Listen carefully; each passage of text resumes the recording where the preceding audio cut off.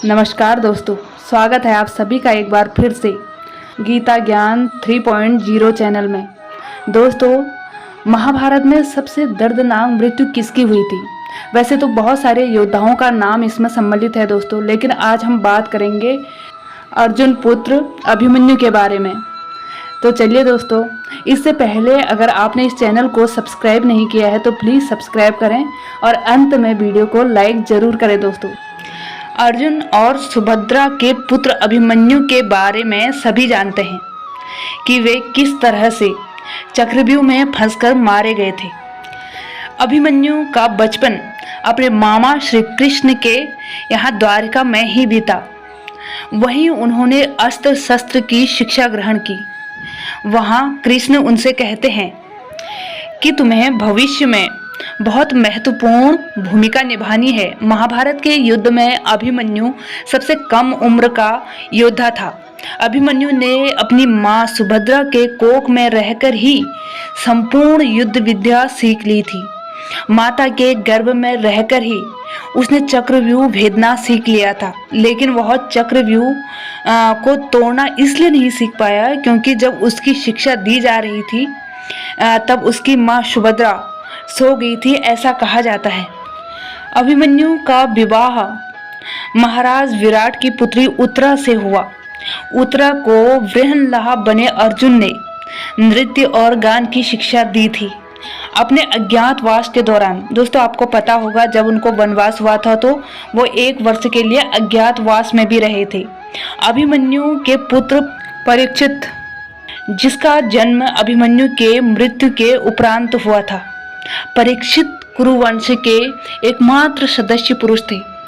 भगवान श्री कृष्ण के नीति से अभिमन्यु को चक्रव्यूह को भेदने का आदेश दिया गया, यह जानते हुए भी कि अभिमन्यु चक्रव्यूह भेदना तो जानते हैं लेकिन उससे बाहर निकलना नहीं जानते। अभिमन्यु के चक्रव्यूह में जाने के बाद उन्हें चारों ओर से घेर लिया गया।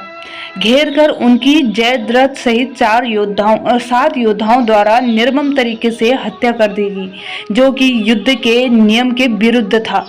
दोस्तों, कहते हैं श्री कृष्ण यही चाहते थे। जब नियम एक बार एक पक्ष तोड़ देता है तो दूसरे पक्ष को भी उसे तोड़ने का मौका मिलता है।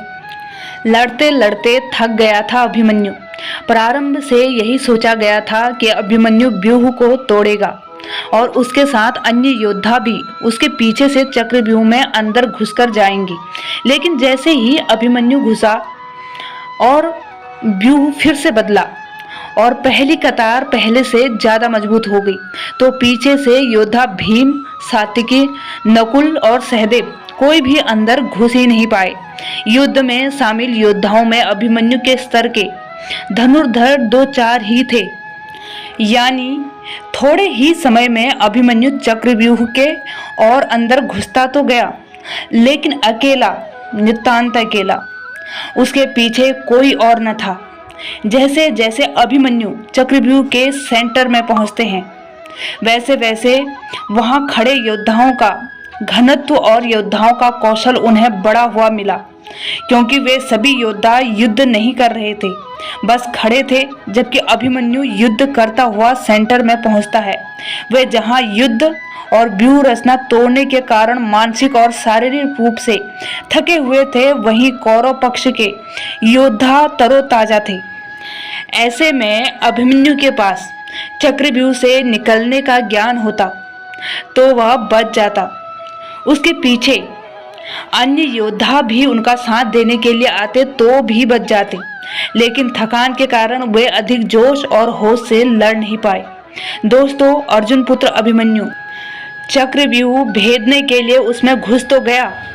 चक्रव्यूह में प्रवेश करने के बाद अभिमन्यु ने कुशलतापूर्वक चक्रव्यूह के 6 चरण भेद लिए। इस दौरान अभिमन्यु द्वारा दुर्योधन के पुत्र लक्ष्मण का वध किया गया। अपने पुत्र को मृत देख दुर्योधन के क्रोध की कोई सीमा न रही।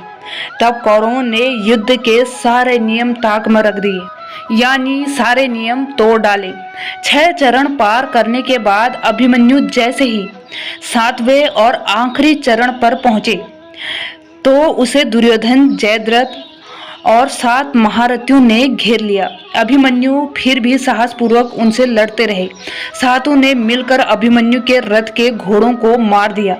फिर भी अपनी रक्षा के लिए अभिमन्यु ने अपने रथ के पहिए को अपने ऊपर रक्षा कवच बनाते हुए रख लिया और दाएं हाथ से तलवारबाजी करता रहा। कुछ देर बाद अभिमन्यु की तलवार टूट गई और रथ का पहिया भी चकनाचूर हो गया। तब अभिमन्यु निहत्था था। युद्ध के नियम के तहत निहत्थे पर वार नहीं करना था, किंतु तभी जयद्रथ ने पीछे से निहत्थे अभिमन्यु पर जोरदार तलवार का प्रहार किया। इसके बाद एक के बाद एक 7 योद्धाओं ने उस पर वार कर दिए। अभिमन्यु वहां वीरगति को प्राप्त हो गए। अभिमन्यु की मृत्यु का समाचार जब अर्जुन को मिला तब वे बेहद क्रोधित हो उठी और अपने पुत्र की मृत्यु के लिए शत्रुओं का सर्वनाश का फैसला किया। सबसे पहले उन्होंने कल की संध्या का सूर्य ढलने से पूर्व जयद्रथ को मारने की शपथ ली और ऐसा ही किया भी। जब यह प्रकरण चल रहा था तब अर्जुन अकेले ही पूरी की पूरी एक आत्मघाती सेना के साथ युद्ध कर रहा था, जिसने यह कसम खा रखी थी कि या तो युद्ध में वो अर्जुन को मारेंगे या खुद उसके हाथों मर जाएंगे, तथा इसका नेतृत्व सुशर्मा कर रहा था, जिसे द्रोणाचार्य ने उस दिन अर्जुन को उलझाए रखने और युद्ध भूमि से दूर रखने के लिए तैनात किया था, जिससे वह किसी न किसी पांडव पक्ष के एक बड़े योद्धा को मार सके। अगर अभिमन्यु उस चक्रव्यूह में नहीं जाता तो उस दिन द्रोणाचार्य युधिष्ठिर को बंदी बना लेते और पांडव युद्ध हार जाते, जो कि श्री कृष्ण नहीं चाहते थे। दोस्तों, मुझे उम्मीद है ये वीडियो आपको पसंद आया होगा। अगर हाँ तो प्लीज़ वीडियो को लाइक करें और जिसने चैनल को सब्सक्राइब नहीं किया तो प्लीज़ सब्सक्राइब करें। मिलती हूँ नेक्स्ट वीडियो में, तब तक के लिए जय श्री कृष्णा दोस्तों।